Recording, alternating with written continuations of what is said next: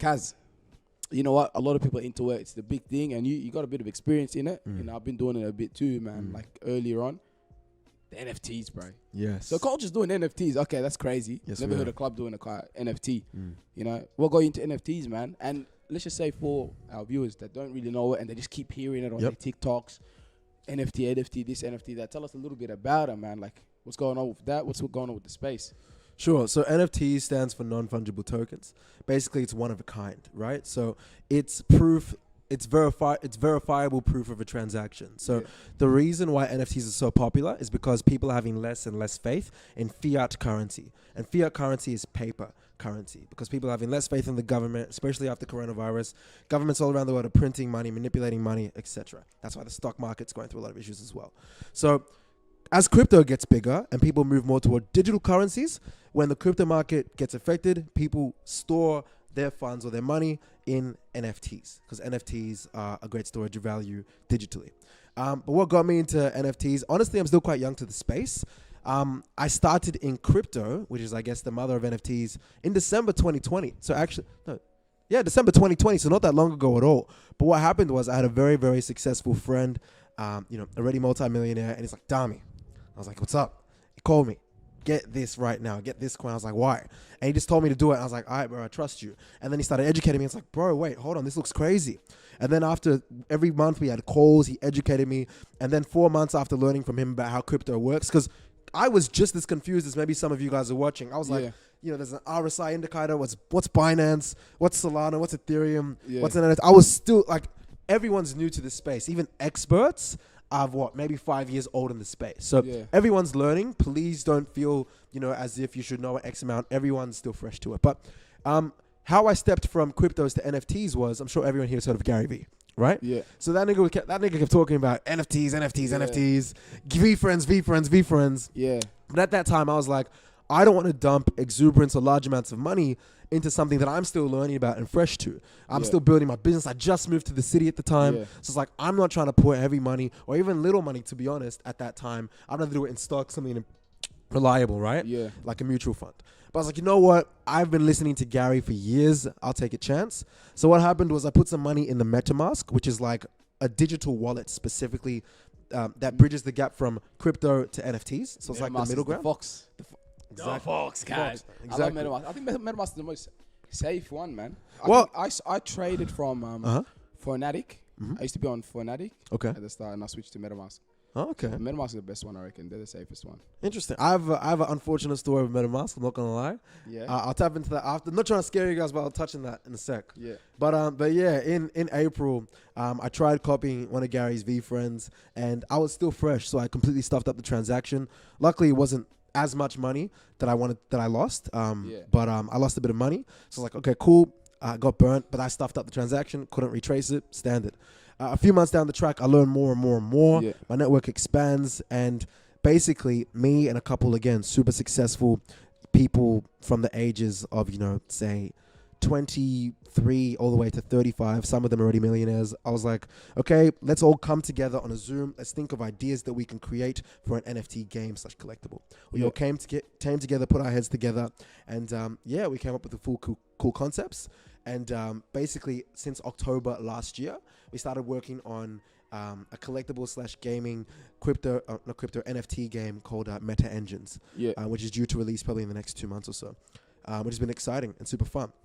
But yeah, that's my general NFT journey. Yeah. I'll quickly explain the story that I had with MetaMask. Yeah, tell us a bit about that, man. So this is a bit tough.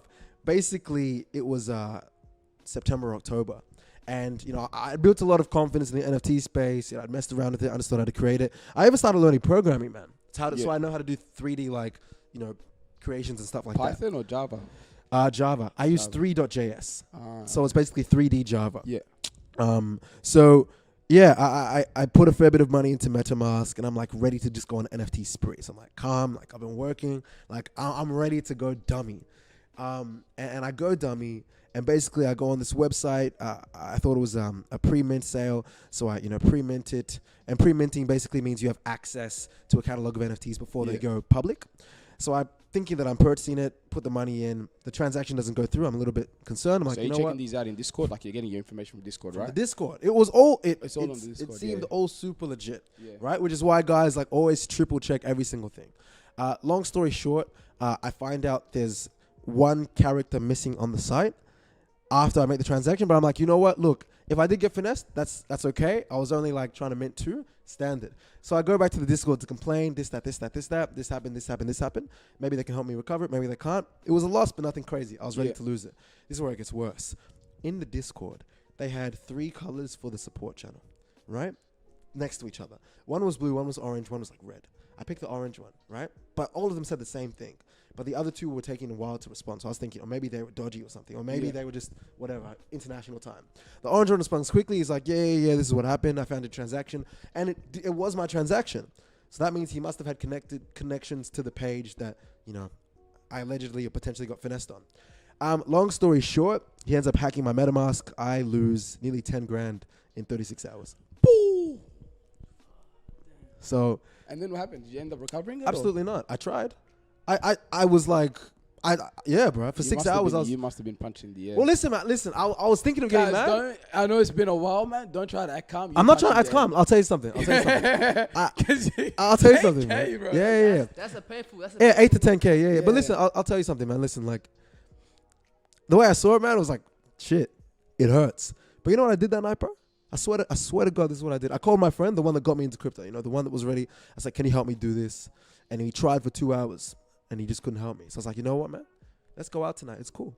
We went out. We still went out clubbing then. I said, fuck it. Like, why would I? Oh, I lost. Course, life has to go on. Life has to go on, yeah. You know what I mean? I'm still going to go to the club, meet a pretty girl, have fun with my boys. Like, why am I going to be down in the dumps because I lost money? It's lost. I'll make it back. It is what it is. Yeah. I'm a hustler. It is what it is. I'll figure it out. I think I had a similar experience, man. What happened to you? I had 100K worth of Dogecoin. And I sold it at 9K. I sold it at 9K because I'm like, it's going to dump. Everyone's going to dump it, and I just let it go because I bought it like 2 weeks. I bought it. So Elon Musk made it. I was on Reddit, and I saw and then I saw a tweet saying Doge. And I'm like, oh, Dogecoin. Let me go suss it out. Anyways, I put like 1,000 or something into it. Anyways, at one point, I had $100,000 worth of 100,000 Doge coins. That's crazy. And he went up to like, and I had 110,000, sorry. 110,000. And he went up to like, and then like April, I think when it had like that crazy pump, it went up to 94 cents. So I could have sold it, would have made 100K. Yeah. And I settled for the 9K. I don't know. But the thing is, bro, 9K in one night, but I was like, yo, this is crazy. Yeah. So I cashed it out because it was a crazy pump. I get it. And what happened was I was buying GameStop at the time. Yep. Remember the GameStop issue? Absolutely. So one of my coworkers hit me up. He's like, hey, bro, I'm buying GameStop. It's going to be jumping soon. Yeah. Get it. And then I'm like, all right, sweet. And then Robinhood did that little blockage on everyone. Yes. So what happened was, and then I'm like, you know what? I was on the phone with one of my friends. I'm like, hey, bro, I'm going to buy some Dogecoin. And I'm like, let me put 500 in. This is like 1 a.m. at night on like a Wednesday. So I had work the next day. I'm like, I put 500 in. Let me put another 500 in. And I just left it overnight. And I just woke up the next day. I'm like, bro, it's 9K. He said like it had 9.4K or something. What? Cash out. You don't think it's the money, man. I get when it, you see money, it's like, I get it. You just want to see that green, man. I cashed it out, man. For sure. And then I bought some more and then cashed it out again, kept flipping it until it stopped. And then I started making it started going down. So I was just losing a bit of money doing it. Yeah, of course. And I'm like, bro, if I held it until then, I would have had 100K worth of Doge. 6 figs. But it is what it is, bro. Yeah, bro. My boy, till this day, still tells me, he's like, bro, because I showed him like the screenshot of all the transactions. He's like, cuz you sold 100K worth of Doge, bro. Like you could have had 100K right now. And then I'm like, and you could have flipped that into a bill. I feel bro. And then I could have just flipped it into Shibu because I bought Shibu too when he went up as well. For sure. So, and then I'm just like, it is what it is, man. It makes you a man, bro. You have to go through. Dude, you're 24, I'm 22, 21. Like, this is the perfect time to make these errors. Yeah. Because your financial acumen just stacks and stacks and stacks. By the time we're all 30, bro, like, bro. But by then you got kids.